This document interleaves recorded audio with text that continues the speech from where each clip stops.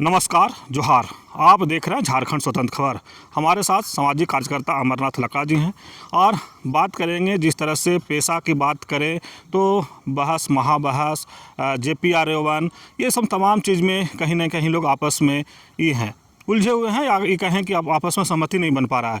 तो अब हम बता दें कि जिस तरह से इनका एक फेसबुक पोस्ट पर लिखा गया था कि पेशा एक्ट में जो लूप होल है उसको लोग नहीं समझ पा रहे हैं। तो हम उसी पर आएंगे कि लूप होल क्या है, जो आदिवासी समाज के लोग हैं उस समझे कि लूप होल है क्या। उसी पर हम बात करेंगे जहां पर पेशा एक्ट के लोग बात कर रहे हैं और 1996 23 प्रावधानों का, वहीं पर JPR-1 का भी लोग कहीं कहीं चर्चा कर रहे हैं, लेकिन भूमि बैंक पर बात कोई नहीं कर रहे हैं। तो अगर लोग जिस तरह से बात कर रहे हैं कि भूमि बैंक अगर नहीं रहेगा तो पेशा कहाँ पर काम करेगा, तो यही सब बात करेंगे अमरनाथ जी से और आपको बताएंगे लूप होल कहाँ पर है ये बताएंगे। दादा जोहार। जोहार। पेशा एक्ट में आप कह रहे थे कि लूप होल कोई समझ नहीं पा रहा है, आप एक बार दर्शकों को बताइए कि लूप होल है कहाँ। देखिए, लूप होल बहुत बड़ा नहीं होता है। जैसे CNT एक्ट में आप देखिएगा एक दान पत्र का डाला हुआ है प्रावधान, जिसके माध्यम से तमाम रांची बिक गया आज। उसी तरह पेशा एक्ट में भी कई प्रावधान हैं, जिसमें से मुख्यतः मैं 2-3 बताता हूं आपको। जैसे कि एक है DC को कस्टोडियन बनाया गया है कि DC ही अंतिम फैसला लेंगे उसमें। ऑलरेडी CNT एक्ट में वही प्रावधान है। वहाँ पे DC जो अधिकारी होते हैं उनका कितना मतलब देख लिया गया है अभी तक में, कितना वो लोग सही तरीके से काम कर रहे हैं। अगर वैसा होता तो शायद आज इतना दान पत्र में आदिवासियों को इतना ज़मीन यहाँ लुटाता नहीं। दूसरा उसमें लूप होल जो दिखता है वो 33% ग्राम सभा का सहमति से ज़मीन अधिग्रहण किया जा सकता है। वो प्रावधान लिया गया है आपका भूमि अधिग्रहण कानून जो 2017 या 16 में आया था उससे। तो मेरा कहना है कि आप उसके बजाय जो पुराना ग्राम सभा का व्यवस्था था उसको आप मैंडेटरी कीजिए। उसमें आप सर्वसहमति का पूर्ण 100% सहमति का कीजिए। अगर उतना नहीं बन पाता है तो कम से कम 2/3 का तो होना ही चाहिए। किसी भी तरह का सहमति बनने के लिए, किसी भी तरह का, मतलब इन जनरल भी आप देखेंगे तो 51% मांगा ही जाता है कि कम से कम आधा से ज़्यादा लोग, आधा से ज़्यादा लोग सहमत हों तभी जाके कुछ भी होगा। ये जमीन अधिग्रहण की बात नहीं कर रहा हूँ, किसी भी चीज़ का, किसी भी चीज़ में आप 51% से कम का अगर आपका कंपनी में शेयर होगा तो आप मालिक नहीं कहलाइएगा, वो फिर वो हो जाएगा दूसरा जिसका शेयर है वो। तो ये जो 33% का क्राइटेरिया है वो तो एकदम ही नाजायज़ है, क्योंकि उतना 33% तो हर गांव में दलाल लोग रहते हैं। 33% लोग बिके हुए लोग भी होते हैं हर एक गाँव में। मान लीजिए 100 में से 30 लोग अगर बिके हुए हैं, 35 लोग तो पूरा गांव को बेच के खा जाएंगे। तो मैं विकास का विरोधी नहीं हूं, मैं किसी प्रोजेक्ट को रोकना नहीं चाहता हूं। मेरा कहना है विकास के लिए ज़मीन अधिग्रहण हो, उसमें ग्रामीणों की सहमति हो, उनसे बाकायदा अच्छे से बातचीत की जाए, उनको समझाया जाए कि क्या प्रोजेक्ट है। ग्रामीणों का अगर दिखेगा वहाँ पे विकास तो वो क्यों नहीं देंगे ज़मीन। जितना भी आज तक विकास का प्रोजेक्ट लगता आया है, बड़े बड़े शहरों को बिजली पानी हर चीज़ जो मुहैया कराई जा रही है वो इन्हीं छोटे छोटे गाँवों से हो रही है जहाँ पे आदिवासियों ने ज़मीन दिया है। तो ये कहना कि आदिवासी विकास को रोकने के लिए ये ग्राम सभा को मजबूत करना चाहता है, ये कतई गलत एक माने धारणा है। ऐसा कुछ भी नहीं है। लेकिन बताइए बहस और महाबहस को आप कैसे देख रहे हैं? देखिए, बहस और महाबहस में ऐसा हो गया है अभी कि ये बहुत लंबा खिंचता जा रहा है और दो पार्टियों के बीच में लड़ाई जैसा दिखता जा रहा है। तो इसको दो पार्टियों के बीच के वैचारिक संघर्ष को ना करते हुए इसको एक बड़ा रूप देना चाहिए, इसको पब्लिक तक लेकर जाना चाहिए। जो ग्राम सभा में मेंबर होंगे, ग्राम सभा के ग्रामीण लोग, हर एक ग्राम सभा के जो सदस्य होंगे ग्रामीण लोग, उन तक इन बातों को लेकर जाना चाहिए और उनको जागरूक करना चाहिए। क्योंकि मुझको लगता है बहुत सारे लोग हैं, चूँकि हमारे ग्रामीण क्षेत्र में लोग गरीबी रेखा के नीचे रहते हैं, बहुत ज़्यादा ही लोग हैं, तो उनके लिए प्रायोरिटी जो है रोजी कमाना और खाना है।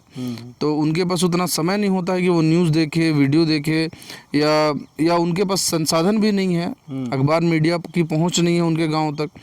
तो वैसे लोग इन सब चीज़ों से अछूते हैं, उनको पता ही नहीं है कि क्या चल रहा है, पेशा कानून क्या होता है, उसमें क्या 23 प्रावधान है, उसको लेके अभी क्या चल रहा है।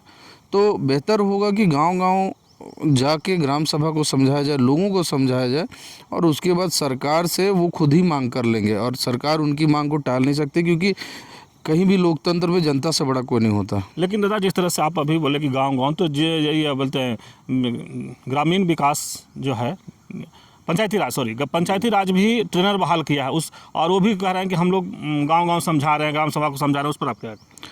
देखिए, बिस्किट कितने ब्रांड का आप जानते हैं? बहुत सारा है, पार्ले जी भी है, गुड डे भी है, ये भी है, वो भी है, पतंजलि का भी है। खाने वाले तो सबको खा रहे हैं, देख रहे हैं, समझ रहे हैं टेस्ट किसका बेहतर है। आप किसी को पूछिएगा, चॉकलेट में पूछिएगा डेयरी मिल्क अच्छा है या पतंजलि का अच्छा है, तो सिंपल सा जवाब है उसका, टेस्ट के हिसाब से लोग जानते हैं। उसी तरह अगर लोगों तक, एक तरह से मैं कहना चाह रहा हूँ कि लोगों तक वो नॉलेज को परोसा जाए, जानकारी को परोसा जाए, वो खुद ही उसको समझेंगे कि कौन सही है कौन गलत है। आप किसी को रोक नहीं सकते हैं। अगर पंचायती राज विभाग अभी जो वर्तमान में वो जो नियमावली बनाई उसके आधार पे वो ट्रेनर बहाल करके अपनी चीज़ों को गांव तक पहुंचा रहा है, तो आप उसको रोक नहीं सकते हैं। आप कर क्या सकते हैं? ये कर सकते हैं कि आप सही चीज़ों को आप भी ले जाकर रखिए, गांव के लोग खुद समझ लेंगे उसमें से सही कौन है गलत कौन है। अब भूमि बैंक पर लोग फिर एक बार बात उठा रहे हैं, उस पर आप क्या कहेंगे? भूमि बैंक पर लोग बात नहीं कर रहे हैं और पैसा पर ही सिर्फ बात कर रहे हैं, इस पर लोग हाँ, देखिए, भूमि बैंक बहुत बहुत इम्पोर्टेंट मुद्दा है, क्योंकि ज़मीन अगर नहीं रहेगा आदमी के पास तो पैसा का करेंगे क्या। सबसे पहली बात तो समझने की है कि ज़मीन होगा तभी पैसा होगा, तभी 5वीं अनुसूची होगा। तो सबसे पहले जो पिछली सरकार ने यहाँ पर 2014 से 19 के बीच में जो भाजपा सरकार ने लैंड बैंक बनाया था, जिसमें सारे गैर मजरूआ ज़मीन को, सारे जंगल वाले क्षेत्र को, नदी वाले क्षेत्र को, सबको डाल दिया था। लगभग 22 लाख एकड़ ज़मीन कुछ उसमें था। उसको बहुत आसान बना दिया है किसी के लिए भी जो यहाँ नहीं है, कहीं भी है, दुनिया के किसी भी कोने में बैठा हुआ व्यक्ति वो इंटरनेट के जरिए अपना प्लॉट बुक कर सकता है।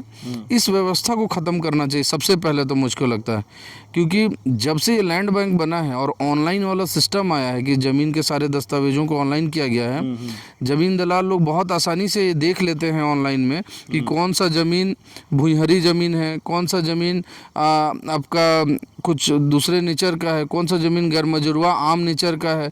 और इन सब ज़मीनों को, सामाजिक ज़मीन को टारगेट करके, क्योंकि उसका कोई एक मालिक होता नहीं है, तो अभी क्या करते हैं वो लोग, पहले समाज को आपस में तोड़ देते हैं कि आप लड़ो आपस में। उसके बाद किसी सामाजिक ज़मीन पे ज़मीन दलाल कब्जा कर लेते हैं सीओ, वीडियो और थाना प्रभारी के माध्यम से। तो होता क्या कि कोई विरोध नहीं कर पाता है उसका, क्योंकि इनके पास पैसा है, पुलिस है, सब कुछ है, अधिकारी हैं, और वो लोग मिली भगत में उन सामाजिक ज़मीनों को बेच देते हैं। तो सबसे पहले मेरा यही कहना है कि लैंड बैंक को भी लोग समझे, पेशा कानून को समझाने के साथ साथ या उससे पहले लैंड बैंक और ज़मीन का नेचर को समझाना होगा लोगों को कि क्या है नेचर। जैसे मैं आपको माध्यम से बताना चाहता हूँ, एक आदिवासी गांव का जो मैं समझता हूँ, अनुसूचित क्षेत्र में या कहीं भी आदिवासी गांव जब बसता है तो उसका एक तरीका होता है। कुछ ज़मीनें व्यक्तिगत रूप से इस्तेमाल के लिए चिन्हित की जाती है कि ये फलाना जी का है, ये फलाना जी का है, ये यहाँ से यहाँ तक उनका रहेगा, वहाँ से जोत कोड़ ये करेंगे। और बहुत सारी ज़मीनें गांव में होती है सामूहिक व्यवस्था के लिए कि यहाँ पे अखड़ा होगा, यहाँ पे हमारा मसना होगा, यहाँ पे हमारा चारागाह होगा, यहाँ पे मैदान होगा, यहाँ पे हम लोगों का मान लीजिए डैम बनाएंगे, तालाब बनाएंगे। इस तरह से बहुत सारा ज़मीन छोड़ा हुआ होता है, खाली अपने चिन्हित करके रखते हैं कि हम लोग यहाँ आगे विकास के काम। हाँ, वो गाँव में छोड़ा हुआ रहता है। तो समय काल में, चूंकि ये सब प्रथा तरीका बहुत पहले से चलता आ रहा है, हम लोगों का जो लैंड का रिकॉर्ड हो रहा है वो तो अंग्रेज़ों के आने के बाद से हो रहा है। ये मुझको लगता है 1865-70 के आसपास से रिकॉर्डिंग शुरू हुआ है, लैंड का पेपर बनना शुरू हुआ है। और झारखंड में तो 1932 का खतियान जानते हैं, उससे पहले तो बहुत कम ही रिकॉर्ड था लैंड रिकॉर्ड। तो जब रिकॉर्ड बना तो वो लैंड रिकॉर्ड मैंने एक तरह से लीगल रिकॉग्निशन मिला उसको, लीगल कहलाया वो ज़मीन। हालांकि उससे पहले से लोग, चाहे वो आदिवासी हो चाहे गैर आदिवासी हो, जंगल को साफ करके ही बसे हैं और सब कोई रह रहे हैं। इसलिए खुदकट्टी भी उसको। हाँ, तो जो लोग उस जो टैक्सेशन सिस्टम है उसके अंदर आ गए, उसको स्वीकार कर लिया, उन लोगों का ज़मीन का रसीद कटना शुरू हो गया आज से 100 साल पहले, 150 साल पहले। और वो लोग पीढ़ी दर पीढ़ी उस ज़मीन को पेपर में दिखाते जा रहे हैं या उसको खरीद बिक्री कर रहे हैं, तो उसका पेपर बनता जा रहा है, तो उनका लैंड रिकॉर्ड है। तो वो ज़मीन एक तरह से उनका मालिकाना हो गया, रहती हो गया। लेकिन आदिवासी लोग टैक्सेशन सिस्टम के अंदर कभी नहीं आना चाहते थे। वो हमेशा अपने प्रवृत्ति की तरह, प्रवृत्ति जैसा है उनका आज़ाद रहने का, उसके तहत वो आज़ाद रहना चाहते थे। तो बहुत हद तक अभी भी बहुत कुछ गांव ऐसे हैं, सुदूर गांव, जहां पे अभी तक रेवेन्यू विलेज उनको डिक्लेयर नहीं किया गया है, क्योंकि सरकार भी वहां तक सर्वे नहीं करवा पाई है। और वो लोग अभी भी ज़मीन का जो उनका एक तरह से कह लीजिए पेपर कोई भी नहीं है।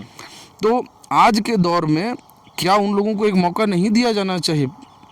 अभी क्या हो रहा है कि वो सारे लोग गैर मजरूरा ज़मीन है उनको गैर मजरूरा ज़मीन का उपाधि दिया गया है। अच्छा। या इंक्रोचमेंट का उपाधि दिया गया है कि ये लोग इलीगल तरीके से वहाँ पे कब्जा करके रह रहे हैं। आप देखेंगे 2016 में शायद सुप्रीम कोर्ट का एक ऑर्डर आया था जिसमें लगभग 14-15 लाख लोगों को जंगल से खदेड़ने की बात आई थी कि वहाँ पे ये लोग कब्जा करके जंगल काट रहे हैं, रह रहे हैं वहाँ पे इलीगल तरीके से बसे हुए। लेकिन वो इलीगल नहीं है, वो भी नेचुरली रह रहे हैं वहाँ, बाकी लोग भी रह रहे थे, लेकिन बाकी लोग पीढ़ी दर पीढ़ी टैक्सेशन सिस्टम को स्वीकार किए और ये आदिवासी लोग नहीं किए। लेकिन हमारा एक चीज़ और बता दीजिए कि आप जेएमएम का सरकार अभी है, महागठबंधन की सरकार है, और आप लोग महागठबंधन की सरकार बनाने में खूब मेहनत की है, लेकिन अब लोग कह रहे हैं कि लैंड बैंक जो रिजेक्ट करने की या कैंसिल करने की बात जो कह रहे थे हेमंत सरकार, तो क्या करेंगे या आप लोग उस पर कुछ बात करेंगे हेमंत सरकार से? देखिए, हमारी बात तो बिल्कुल स्पष्ट है, जिसको उन्होंने अपने मैनिफेस्टो में भी शामिल किया था। उन्होंने कहा था सरकार बनने के 3 महीने के अंदर अंदर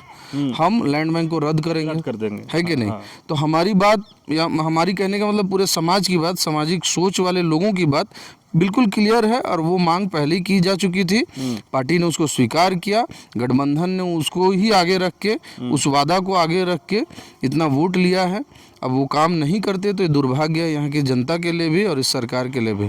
लेकिन जिस तरह से रघुवर दास लैंड बैंक लाए थे, हेमंत सोरेन लैंड बैंक को कैंसिल करने की बात, रद्द करने की बात किए थे, तो इतना देर फिर क्यों हो रहा है जेएमएम सरकार या महागठबंधन सरकार देर क्यों कर रही है? देखिए, बात यह है कि बहुत सारे लोग हैं, अधिकारी वर्ग के लोग हैं, जो लोग सरकार पक्ष के साथ लगातार सीधी वार्ता करते हैं इन सब मुद्दों पे, जमीन अधिग्रहण, इंडस्ट्रियलाइजेशन, जॉब क्रिएशन, इन सब चीज़ों को लेके। तो वो हमेशा यही तर्क देते हैं कि अगर आप लैंड बैंक रद्द कर दीजिएगा, ज़मीन अधिग्रहण करने में दिक्कत होगा, हम लोग ज़मीन कैसे अलॉट करेंगे, किसी को ज़मीन नहीं देंगे, कंपनी नहीं लगेगी तो एम्प्लॉयमेंट कैसे जनरेट होगा।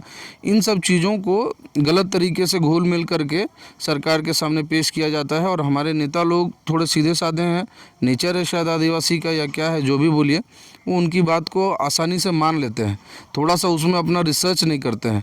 ऐसा नहीं है कि अगर लैंड बैंक रद्द होगा तो ज़मीन अधिग्रहण में कोई दिक्कत आएगी। नियमतः जब सब कुछ होगा तो लोग खुद ही ज़मीन देंगे, आज तक दिया, आगे क्यों नहीं देंगे?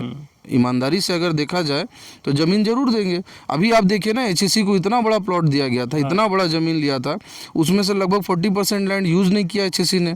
नियमतः वो ज़मीन 40% जो ज़मीन खाली रह गया था वो रैयत को वापस हो जाना चाहिए था। नियम तो वही कहता था कि 5 साल में अगर ज़मीन को इस्तेमाल नहीं किया गया जिस पर्पज़ से लिया गया है, तो वो ज़मीन रैयत की स्वतः हो जाएगी, रैयत को मालिकाना हक वापस मिल जाएगा। लेकिन बेचारे रैयत आज तक केस लड़ रहे हैं, और उसमें स्मार्ट सिटी बन रहा है, स्मार्ट सिटी बन रहा है, उसमें कुछ ऑब्जेक्शन आया तो वहाँ पे मंत्रियों को भी आवास मिल गया कि लीजिए भैया, आप लोग भी बंगला ले लीजिए, आप काहे परेशान हो रहे हैं? तो सिस्टम ऐसा है ना कि आम जनता के लिए आंदोलन के अलावा कोई रास्ता लोग नहीं छोड़ना चाहते हैं, और कभी कभी आंदोलन दोनों के लिए घातक होता है, जनता के लिए भी और सरकार के लिए भी। तो दोनों को समझना पड़ेगा, दोनों अपने हैं। अब वह सरकार में इस चीज़ पे बीच का रास्ता तो निकालना चाहिए, चुप्पी ठीक नहीं है। ठीक नहीं। चलिए, अभी अमरनाथ जी की बात सुन रहे थे, और ये बहुत अच्छा जानकारी दिए लोगों के लिए कि पेशा कानून में लूप होल्ड कहाँ है, वो भी बता दिए। और ग्राम सभा के जो मजबूत करने की बात, ये भी बता दिए कि ग्राम सभा में अगर लोग जा कर के अपना बात को रखेंगे, या पेशा 1996 एक्ट 23 प्रावधानों को लोग बताएंगे, तो वो जागरूक जब होंगे तो खुद ब खुद सरकार को पेशा एक्ट 1996 लागू करना पड़ेगा। वहीं पर भूमि बैंक जो है उस पर भी बात रखें कि रघुवर सरकार ने जब लाए थे, और जिस तरह से हेमंत सरकार कहे थे कि 3 महीना के अंदर सरकार बनता है तो हम उसको भूमि बैंक को रद्द कर देंगे। लेकिन अब ये कह रहे हैं कि जिस तरह से समय बीतते जा रहा है, लोग फिर से भूमि बैंक रद्द करने की आवाज़ उठाने लगे हैं। तो ये कह रहे हैं कि आंदोलन का रास्ता कहीं से कोई छोड़ते नहीं है। अगर आंदोलन होता है तो दोनों का नुकसान होता है, एक जनता को भी, दूसरा सरकार को भी। तो बीच का रास्ता सरकार को, अगुआ सरकार को निकालना चाहिए, इस पर गहन चिंतन करना चाहिए, और जो भी हो, जैसे भी हो, लेकिन लैंड बैंक जो है, भूमि बैंक है, उसको रद्द करना चाहिए। चाहिए। तो इसी तरह खबर को देखने के लिए आप झारखंड स्वतंत्र खबर से जुड़े रहिए। जोहार, नमस्कार। जोहार।